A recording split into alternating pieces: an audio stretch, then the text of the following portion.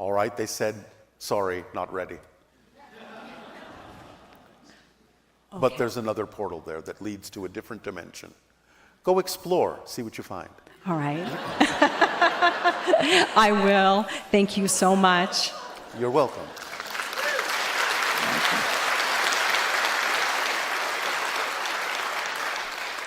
Namaste, Bashar. Good day. Can you tell me what is the purpose of insomnia, if there is one? Well, insomnia can be created in many different ways. It might be the result of not following your natural biological cycle and being asleep when you need to rest, being awake when you really need to be awake and have energy to be awake. So disconnecting from your societal idea of when you should be asleep and when you should be awake can help you find your natural biological rhythm so that you get the rest that you need, so that you make the connections that you need. But if you also are learning to make connections in the idea of spirit, higher mind, and soul, you may not necessarily need as much sleep, because that's fundamentally what your sleep is for. To re-energize, recharge your batteries, so to speak, so that you can continue to perpetuate the illusion of physical reality as being real. Remember, physical reality is a projection of consciousness, and it has to constantly be maintained. That's why you know it's not real, because it deteriorates. That which is real is eternal. That which deteriorates is an illusion. So the idea is that you sleep, you reconnect, you recharge your batteries, you wake up in the morning, and you recreate the idea of physical reality for as long as your battery charge lasts, so to speak. But is the insomnia causing you to feel exhausted or tired, or are you simply awake and it's not having any detrimental effect? It makes me crazy. It makes you crazy because you think you need to sleep, or because it is exhausting you? Well, both. All right, so you are exhausted. Yes. All right. Are you acting on your passions in life? Yes. And what is that? I'm a teacher. I'm doing a lot of practices, doing a lot of spiritual work. All right. Thank you. And what is your greatest fear? Of not being able to function. Why are you afraid of not being able to function? Where did you learn that idea? Because then somebody else will need to take care of me. So you are afraid of needing someone else to take care of you? Is that what you're saying? Yes. Why is that such a bad thing? Because I need to be self-sufficient all the time. Why? I know where you're going with it. Thank you. Yes. Thank you. That's one of the reasons why you are not sleeping. Because in a sense, you're almost afraid that you won't necessarily wake up as yourself. That you will wake up needing help. That you will wake up and not be vital. That you will wake up and not have energy. That something will have changed in a negative way. You are being overly vigilant on your life. You are being a watchdog, stressing yourself out that something might go wrong, generating stress in your body in that way, and thus preventing you from being capable of resting, because you are afraid, symbolically speaking, that if you rest, you will not necessarily wake up the same. Do you understand? Yes. Are you willing to understand that you have an exit point? Everyone does. You have already determined what that exit point will be. No? Everyone determines when they will die. You will not die before your time. Your birth angels will see to it. I'm not afraid of that, I think. You are afraid of being dead while you're alive. Yes. So you are afraid of a kind of death.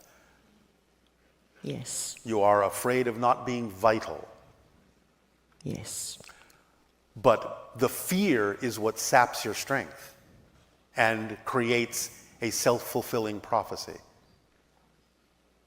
So it is the fear, if anything, that will sap you of vitality and require that you need the kind of assistance that you say you are afraid of. So you are taking yourself down that road. If that's not the road you prefer to go down, then don't look where you don't want to go. What should I do? Feel the vitality of your life, your passion. Focus on that positive energy and know that that is the energy of your soul, the energy of your essential being. And stop being afraid that something is going to deprive you of it, because only you can do so. So you have simply been taught to believe that this energy and this vibration can go away, that it can be taken from you somehow, unexpectedly. So you are overly vigilant. But it is the overvigilance that is causing the stress that will actually bring about what you're afraid of. You need to understand how to surrender to the flow in your life. You have to redefine the idea of surrendering. Surrendering is not giving up control. It is surrendering to the control that is built into you automatically. You have to go with the flow and know that and trust that and be that flow. Knowing that that flow will always take you exactly where you need to go. You need to understand how reality works, how you are creating your reality, how your beliefs create your experience, how your fears bring about what you fear you will experience. You need to relax into your true self and not be afraid that you're going to trick yourself. In a sense, what you're saying is you don't trust yourself. So you have to trust that you are a vital human being who is compassionate, following her passion in teaching and the other things, that you are being of service to humanity, and that nothing is going to take that away from you except you. Do you understand this? It will take time to... Why will it take time? Because... One moment. That's a perfect example of what we're talking about. Do you understand that negative beliefs need to perpetuate themselves just like positive beliefs do? Do you understand what we have said about how beliefs work? Yes, no, maybe? Maybe. All right. Without believing something to be true, you will not have a physical reality experience, because physical reality isn't real. It's the product of what you believe is true. So the idea is that any negative belief you have needs to perpetuate itself. And the way that beliefs perpetuate themselves is by telling you stories and telling you things that make sure you will not let them go. So when we talk about the idea that you are creating with your fear-based belief, the idea that you will not continue to be viable or vital, and I ask you if you understand, and you say, it will take time to understand, the phrase, it will take time, is coming from the negative belief so that you will not immediately let it go. It's making you believe that it takes time for you to understand what we're saying. So that's a resistance to change. Yes. You see what we're saying? Yes. It's a resistance to change. You have to hear what comes out of your mouth, listen to what goes through your mind, and go, wait a minute.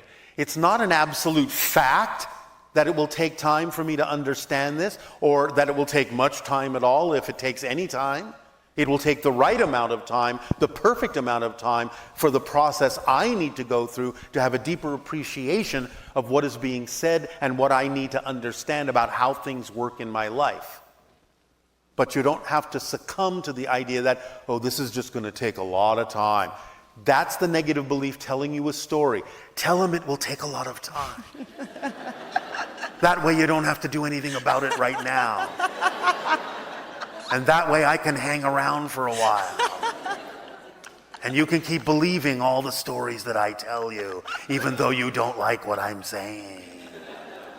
But I'm going to make you believe it's going to be hard to change. That's one of the aspects of the story that I'm telling you. It's hard to change. Things take a long time.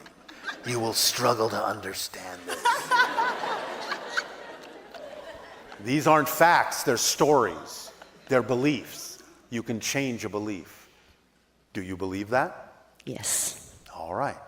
So the timing is up to you. It depends on when you know you can understand what's being said about how this works and know that that is just as real as any experience you have ever had that you don't prefer. So, I'm going to tell you this. You will have help over the next 3 days learning to drift off to sleep. A deep, relaxing, informative, comfortable, restful, and energizing sleep. Over the next 3 days, just when you lie down, open up, ask your spirit guides, ask your angelic team, ask your soul family for help to let you relax and let go. This is what we mean by relax. Relaxing your grip on any fear-based belief about being vital so that you can truly get in touch with your vital core, your essential self. And then you will find you will start drifting off to sleep because you will no longer, over those 3 days, be afraid.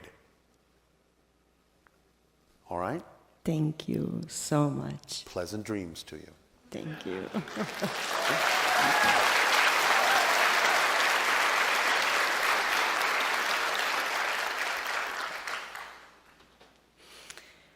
Once you said there are questions you are surprised nobody asked you. So what would be the number one question nobody asked you, and the answer, of course? Well, only just in the last transmission did anyone bother to ask why this happens. It's taken years for someone to ask that question, to be curious, what is that about? Why does that happen? And there are a couple of reasons. Sometimes the channel's body will simply translate energy that is not translated into words in some other way, through motions of the body, through the idea of this, but sometimes it is actually representative of communication going on between myself and other beings that is simply not being translated into your language. So it took years for someone to ask, what's happening there? So that's an example. Thank you. Of all the practices you gave us during these decades, which one would you suggest for me to do? Follow the formula. No, I'm following the formula. That's it.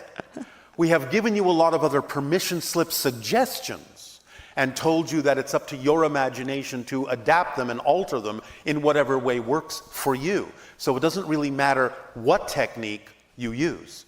The primary fundamental idea is follow the formula, which includes being passionate about any particular permission slip you're attracted to use. So that's included within it. So following the formula is the fundamental answer. Thank you. You're welcome. One more question. All right, thank you.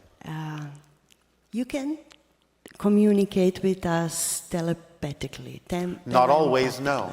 Not always? Because you're not of the same frequency. Remember, telepathy is being on the same wavelength with one another. You're not reading each other's minds, you're reading your own mind, but you're having the same thoughts as someone else you're on the same wavelength with. That's why we're telepathic within our own civilization, and why sometimes we can be telepathic with humanity when you get your conscious mind out of the way, and you are truly in love. Because that's why people who are in love often know exactly what each other is thinking, and they don't have to talk about it, they just know. Because they're on the same frequency, they're on the same wavelength, and they're having the same thoughts at the same time, because it is those thoughts that go with that frequency and no others.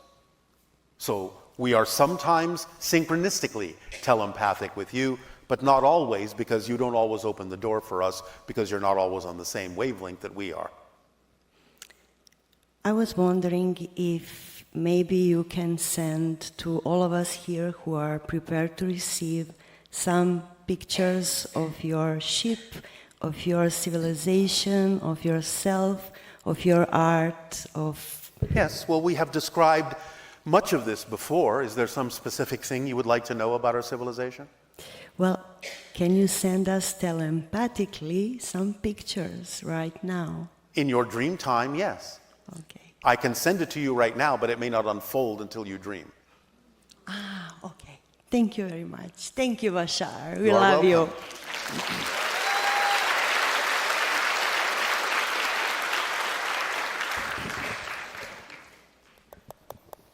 Good day, Bashar. And to you, good day. When you speak of us being in the graduating class, what do you exactly refer to? I refer to the idea that, as you say in your language, Earth is an advanced school. And therefore, this is not a kindergarten.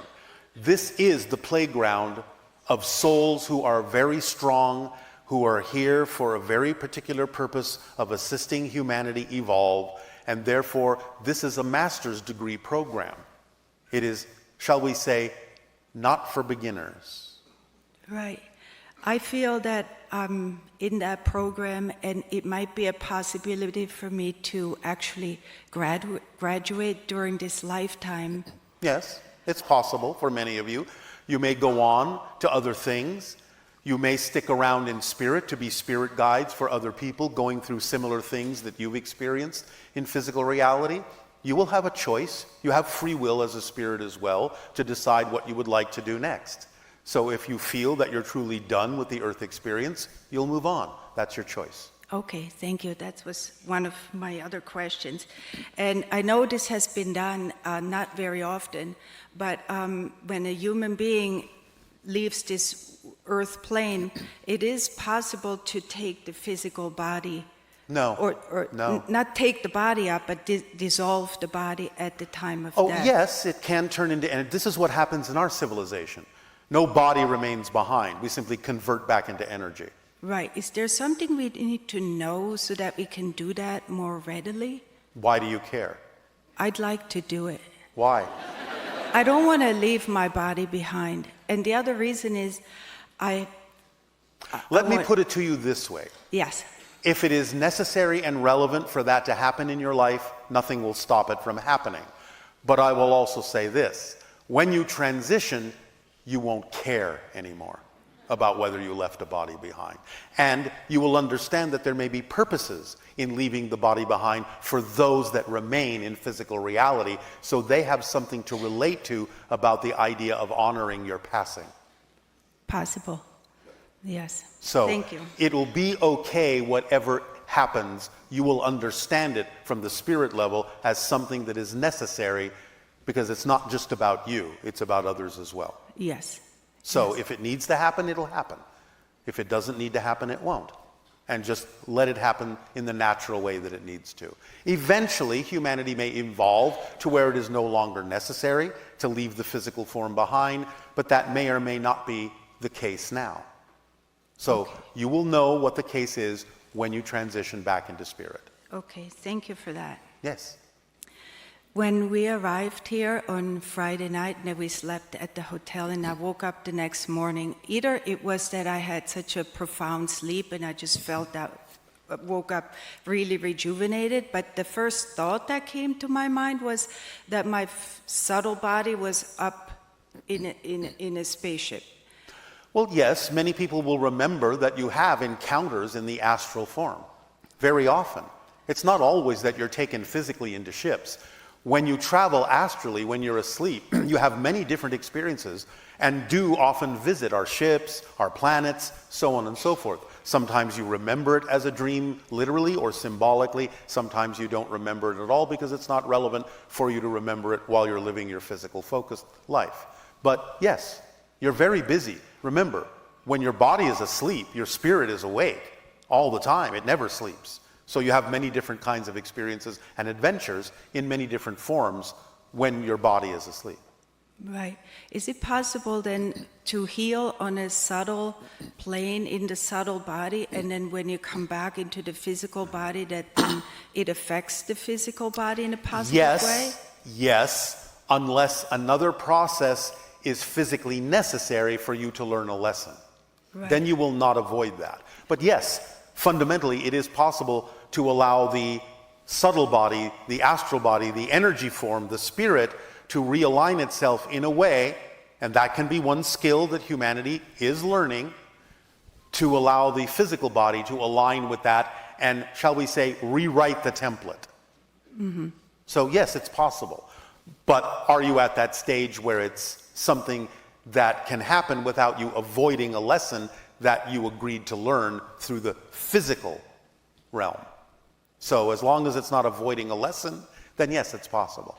And it might be a skill you need to learn. Okay. And that's where medicine is going anyway on your planet. It's all about resonance, frequency, and realignment and connection between the physical and the non-physical. Mm-hmm. Ever since I'm a child, my right side of my brain feels very different than the left. Yes, well, And they are different. They are different, and yet one's so heavy and it causes pressure. I don't think it's a medical thing necessarily, but can you give me some No, insight? it's an energetic thing. Mm-hmm. Remember that you're simply the kind of spirit that is not used to the idea of what you consider to be the rigidity of physical reality, which is represented by the logical side of the brain. You are more intuitively connected, and therefore the creative side of the brain feels more freeing than the logical side of the brain to you. Mm-hmm. And that's why it feels heavy. Yes, it does. Thank you for that. So you have to balance that out in your definition. Both are fine, and you need to create a balance between them. One technique we have given to do that is by focusing on the idea of the infinity symbol, going from one hemisphere to another through the center of the brain, through the corpus callosum, and balancing the left and right hemispheres in such a way that they can function in a more balanced way, and that allows both sides to feel more equally light and equally balanced. So you can focus on the idea of the infinity symbol this way, passing energy back and forth and back and forth and back, in a meditative state, and it can allow you to feel a little bit more coherent, a little bit more cohesive, and a little bit more balanced as time goes on. All right? Oh, thank you. Very helpful. All right. Thank you.